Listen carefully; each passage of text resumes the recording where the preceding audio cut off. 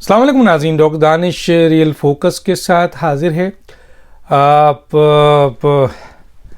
سنا ہے کہ بلکہ مطالبہ ہے چیف جسٹس سے، چیف جسٹس صاحب کے ریمارکس کے اوپر آپ نے دیکھا ہے کہ جی پورے پارلیمنٹ کے اندر، سیاسی لوگوں کے اندر، میڈیا میں مختلف جگہوں پر سوال اٹھ گئے۔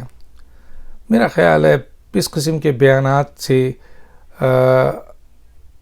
عدلیہ کی خدمت نہیں ہو رہی ہے، انصاف اور قانون اور آئین کی خدمت نہیں ہو رہی ہے، کیونکہ اس قسم کی بیانات سے واضح طور پر جانبداری کا کانسیپٹ آ رہا ہے۔ اگر آپ نے کوئی کام کرنا ہے تو آئیے، یہ جو ابھی جنرل قمر باجوہ صاحب کے حوالے سے اسٹیٹمنٹس آ رہے ہیں، عمران خان کے حوالے سے اسٹیٹمنٹ آیا، آپ کو پتہ ہے عمران خان نے جنرل قمر باجوہ کے بارے میں آخری موقع پہ کیا کہا تھا کہ جنرل قمر باجوہ وہ شخص ہے جس نے پاکستان کو بہت شدید نقصان پہنچایا، جس نے قومی سلامتی کو تباہ کیا ہے، جس نے پاکستان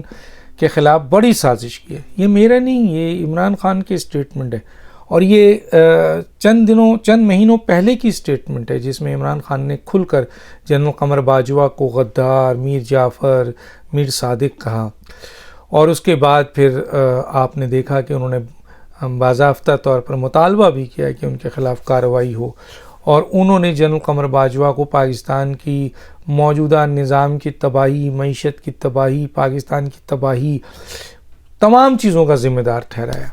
اس میں کوئی دو رائے نہیں ہے، آپ دیکھ سکتے ہیں یہ باتیں تو سب موجود تھیں، اور ہم حیران تھے، ہم یہ کہتے تھے کہ جی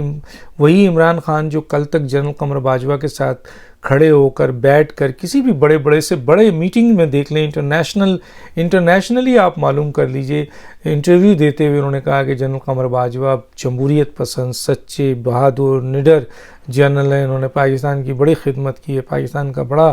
خیال رکھا ہے، انہوں نے بڑا کام کیا ہے پاکستان کے لیے، اور ہم ایک پیج پہ ہیں اور ہم پاکستان کو نکال رہے ہیں، اور ہم فخر کرتے ہیں جنرل قمر باجوہ پہ۔ اور اس قسم کے بہت سارے بیانات ہیں جو عمران خان نے مختلف انٹرویو میں دیے، میں اس پہ نہیں جانا چاہتا، میں تو حالیہ جو عمران خان نے بیانات دیے ہیں اور ساری کی ساری ذمہ داری جنرل قمر باجوہ پہ لگائی ہے، اب وہ باتیں آ رہی ہیں جنرل قمر باجوہ بھی بول پڑے۔ کب تک چپ رہیں گے؟ 2 سال ان کو چاہیے بولنے کے لیے براہ راست، لیکن انڈائریکٹ تو بول سکتے ہیں نا، میاں مٹھو کے ذریعے بول سکتے ہیں جو ان کے آپ کے برادر ان لا ہیں، یہ مختلف اینکرز کے ذریعے بول سکتے ہیں، میڈیا پرسن کے ذریعے بول سکتے ہیں، دوستوں کے ذریعے بول سکتے ہیں، انڈائریکٹلی ہمیں بھی کہیں سے فون آتا ہے اور وہ ساری باتیں آتی ہیں جو ہم سن رہے ہوتے ہیں، اور کچھ لوگ جو ہیں وہ میڈیا میں یہ بات بتا بھی رہے ہیں۔ جنرل قمر باجوہ نے کہہ دیا نا کہ عمران خان صاحب مزید اگر اس ملک کا حصہ رہتے تو ملک تباہ ہو جاتا، یعنی اتنی بڑی اسٹیٹمنٹ دی ہے کہ اگر جنرل قمر باجوہ جو آرمی چیف تھے سابق پاکستان کے، جن کے بارے میں عمران خان کا یہ کہنا تھا کہ وہ ایک پیج پہ ہیں، جن کے بارے میں کہنا تھا کہ عمران خان کا کہ یہ وہ جمہوریت پسند لیڈر ہیں، یہ وہ جنرل ہیں جنہوں نے پاکستان کے لیے بڑی خدمات ہیں، انہوں نے بڑا کام کیا ہے، انہوں نے پاکستان کو بہت مضبوط کیا ہے، انہوں نے ہمیں ساتھ لے کے چلے ہیں، وہی جنرل قمر باجوہ آج یہ کہہ رہے ہیں۔ اب وہ عمران خان کے بیان پہ کہہ رہے ہیں، یہ حقائق ہے اس میں کہ جی اگر عمران خان مزید اس ملک کا حصہ ہوتے تو یہ ملک کو شدید نقصان پہنچتا۔ اب جنرل قمر باجوہ سے یہ اسٹیٹمنٹ آنے کے بعد یہ پوچھا جا سکتا ہے کہ بتائیے کس طرح، کیا وہ جو جنرل قمر باجوہ جو انہوں نے کشمیر کے ساتھ کیا اس بنیاد پہ کہہ رہے ہیں، جو انہوں نے سی پیک کے ساتھ کیا اس بنیاد پہ کہہ رہے ہیں، جو انہوں نے آپ کے معیشت کے ساتھ کیا اس بنیاد پہ کہہ رہے ہیں، جو انہوں نے ٹرمپ کے ساتھ وعدہ کیا تھا اس بنیاد پہ کہہ رہے ہیں، کیا وہ جو انہوں نے جو ایٹمی اثاثوں کے بارے میں جو بیان دیا تھا اس کے بارے میں کہہ رہے ہیں، یا آپ کے جو مختلف ان کے جو آپ کے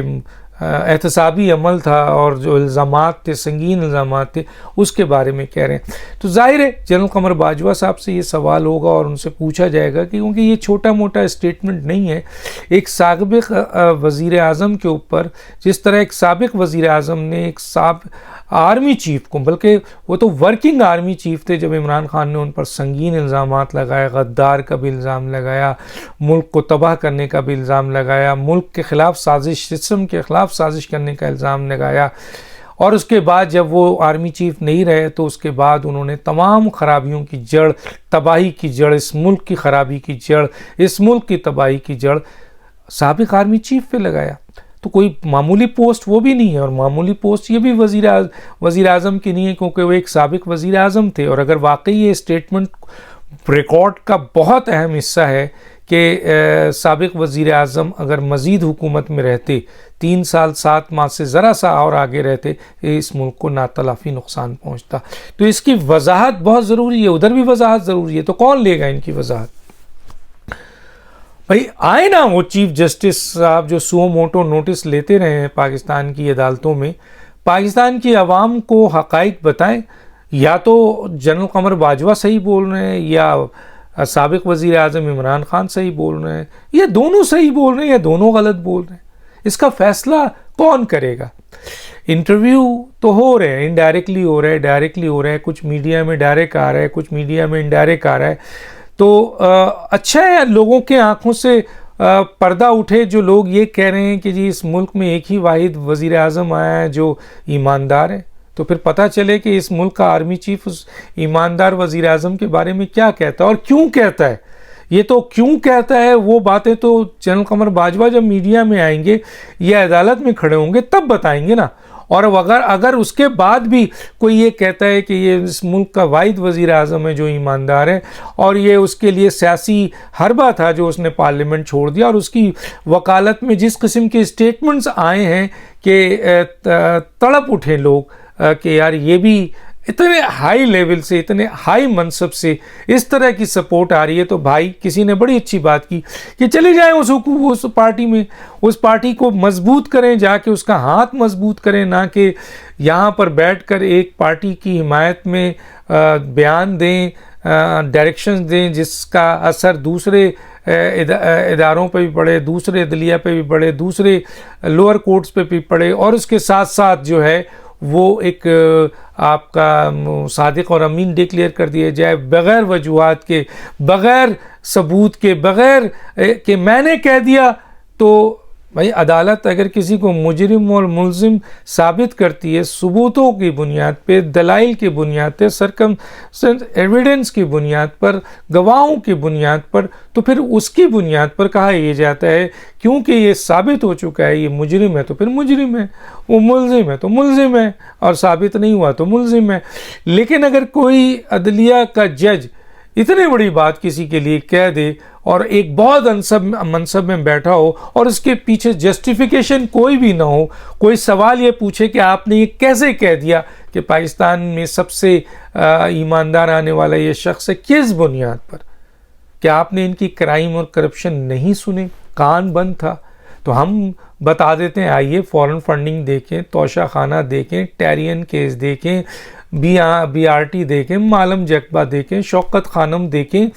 رنگ روڈ دیکھیں، پنجاب کی پوری کرپشن دیکھیں، 5 ارب ریاض ملک والا دیکھیں، 199 ملین والا دیکھیں. بے انتہا ایسے کیسز ہیں جس کے اوپر سنگین الزام ہیں ان کے اوپر کرپشن کا. تو کرپشن کے الزام تو صرف زرداری پہ بھی، کرپشن کے الزام تو اس سے پہلے بھی آپ کے کچھ وزیر اعظم پہ رہے، لیکن کچھ وزیر اعظم تو پاکستان کے ایسے ہیں جن کے اوپر 1 روپے، 1 ڈھیلے کا کرپشن کا الزام نہیں ہے، لیکن ان کو بھی ذبح کر دیا گیا کہ دنیا پاکستان میں واحد ایک وزیر اعظم آیا ہے جو ایماندار ہے، سمجھ سے باہر ہے. تو آئیے پھر یہ دو جو بڑی شخصیات ایک دوسرے پر سنگین الزام لگا رہے ہیں، تو آیا ان کو بلایا جائے، سو موٹو نوٹس لیا جائے، بلائیں. ہو سکتا ہے کہ بہت سارے لوگوں کو جو عدلیہ میں بیٹھے ہیں ان کی آنکھوں سے بھی پردے جو ہیں اٹھیں کہ یار ہم کیا سمجھتے ہیں یا کیا کہہ رہے ہیں اور کیا کیا چیز ہے یہ، اور لوگوں اور عوام کے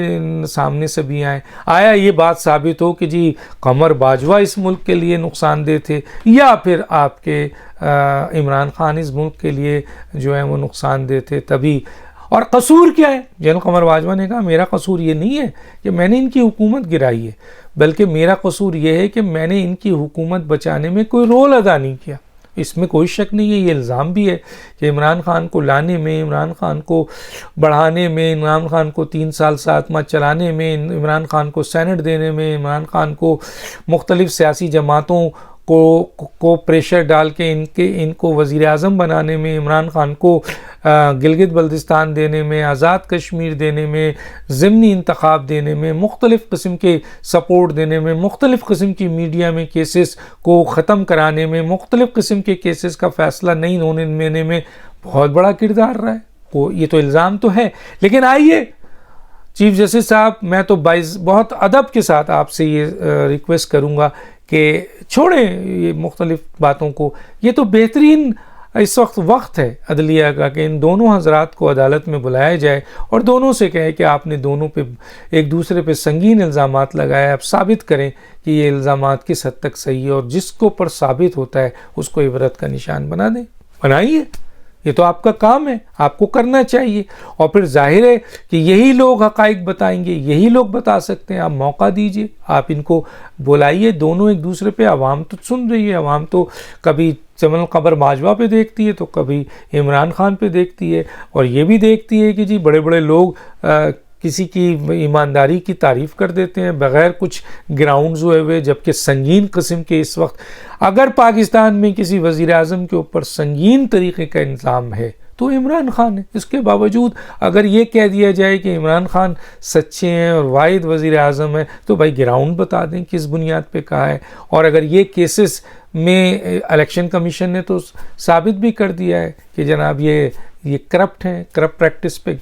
کیس چل رہا ہے، وہ تو حکومت ایکشن نہیں لے رہی ہے، ورنہ تو بہت کچھ ہو جاتا. عدالتیں ایکشن نہیں لے رہی ہیں، الیکشن کمیشن اس سے ایکشن نہیں لے رہا ہے. بہرحال تو اس وقت ہمارا مطالبہ ہے کہ آپ ایک سو موٹو نوٹس لیں، کیونکہ آدھی بوتل شراب پہ لی جاتی ہے،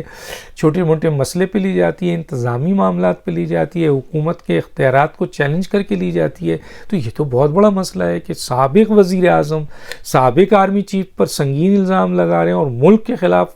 کی بات ہو رہی ہے. ادھر سابق آرمی چیف، سابق وزیر اعظم پر سنگین الزام لگا رہے ہیں، یہ بھی ملک کی بات ہو رہی ہے، قومی سلامتی کی بات ہو رہی ہے. اس سے بڑی بات تو کوئی نہیں. آئیے بسم اللہ کیجئے، سو موٹو نوٹس لیجئے تاکہ پردہ گرے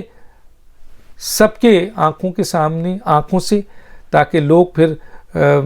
سویپنگ اسٹیٹمنٹ نہ دیں، پھر سوچ سمجھ کر فیصلہ کریں. ڈاکٹر دانش کو یاد دیجیے. اللہ حافظ.